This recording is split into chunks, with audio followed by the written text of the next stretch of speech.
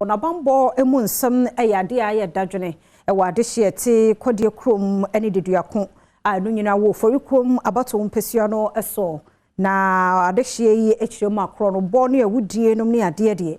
aje ho no aboso sete te make say neighborhood watchdog committee and one matie e de ka bambofo de na wo ye wo ho sebeya adehye ye wo ho nso wasombeju won Adom TV etwaso Enam police station any Kodiekrom and Deduako bambo ensem wo ho atape abribia na krono sem ana ekoso areho sem ne say bambo fo e bom pempen e wo mpotam ho no enya de a ekoso saa enam so amakromafo no wo nso no egujam ye pa anamo wasisi omu etuo ene say wo mo ekeka mo ho abomu ate community watchdog no mo de abom ho eban owura Gwaten vice chairman e de Kodiekrom Deduako youth association ntokura bede da ha ema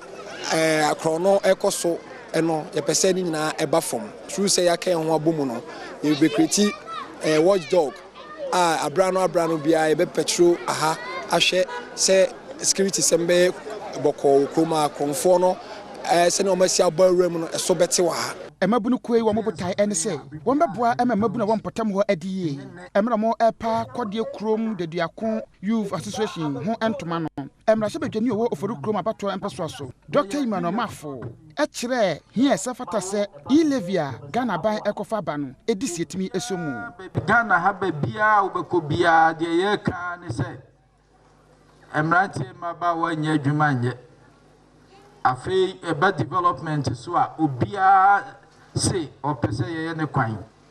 omukra ya ma contract no aban nya sika dodo a obetumi de ati omuka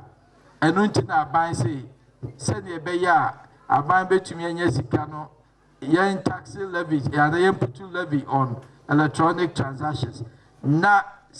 sika no yen fa hye akwan ye ene mant ene maba wa adwuma yim NDC for say ye this levy ni ba aban benya sika dodo anye nyuma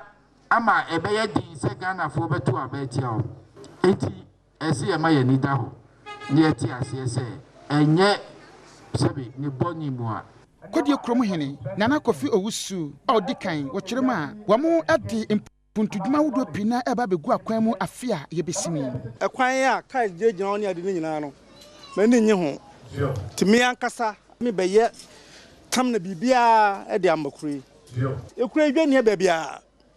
timi beye dwa kese pa ne market se e oba pata